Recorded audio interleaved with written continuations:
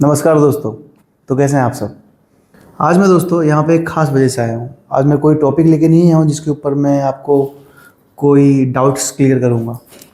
आज मैं जिस रीज़न से आया हूँ वो रीज़न ये है कि मेरी पिछली वीडियो कैंडलस्टिक चार्ट के बारे में जो मैंने आपको बताया था, उसमें बहुत से लोगों का ऐसा कहना है कि मैंने वो सारे कैंडलस्टिक चार्ट को ग्राफ के साथ क्यों नहीं समझाया।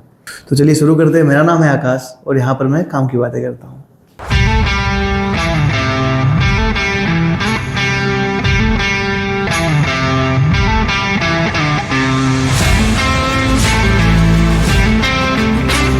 तो दोस्तों, मैंने अपनी पिछले वीडियो में मेरे से जितना हो सका और मैं जितना जानता हूँ अब तक की जर्नी में जितना मैंने जाना है वो मैंने सारे थियरिकल पॉइंट्स आपको मैंने कैंडलस्टिक चार्ट के बारे में बता दिए थे।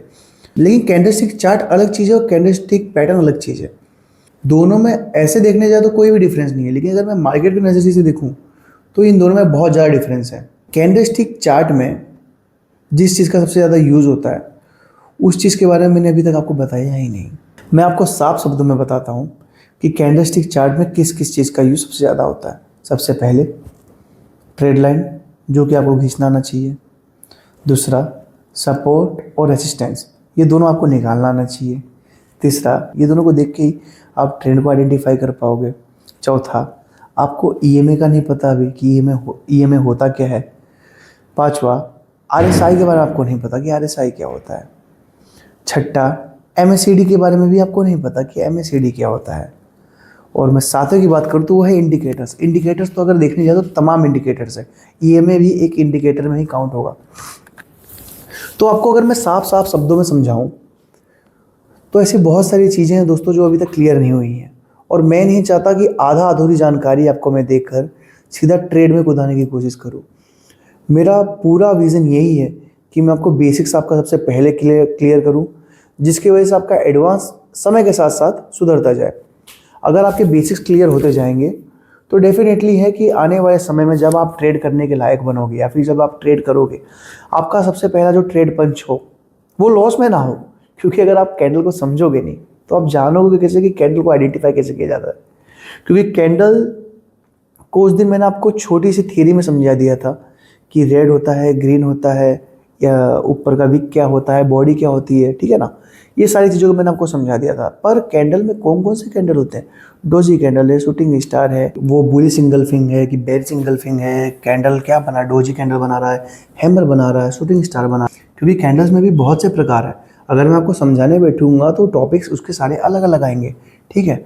इसीलिए मैंने आपको ग्राफ के साथ नहीं समझाया। जब ये सारी चीज़ों को मैं क्लियर करूँगा तो मैं डेफिनेटली आपको ग्राफ के साथ बताऊंगा। क्योंकि मैं हाथों के इशारे से नहीं बता सकता कि हैमर कैंडल क्या होता है, ऐसे ऐसे ठोक के तो बताऊंगा नहीं मैं।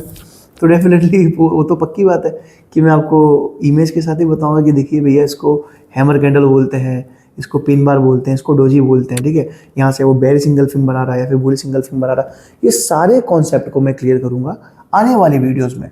अगर ट्रेड करते टाइम आपने कोई भी कैंडल को गलत पहचाना तो जितना भी आपका ट्रेड रहेगा वो सारे ट्रेड को वो जीरो कर देने वाला है। इसीलिए अभी हाल फिलहाल में मैंने आपको बेसिक आपका क्लियर किया है कि जितने भी थियरिकल नॉलेज है वो सारे के सारे मैंने आपको दे दिए, point by point, step by step मैंने सारी चीज़ों को पिछले वाली वीडियो में समझाया था।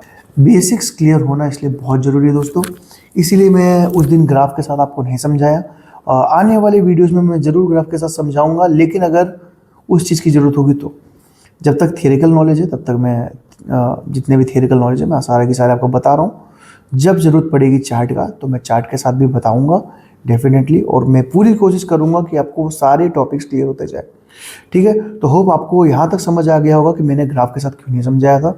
आने वाली वीडियोज़ में डेफिनेटली समझाऊँगा मैं। अगर आपको वीडियो पसंद आया हो तो प्लीज़ लाइक, सब्सक्राइब, शेयर करिएगा। मिलते हैं हमारे नेक्स्ट वीडियो में अगले नए टॉपिक के साथ। तब तक के लिए नमस्कार, राधे राधे।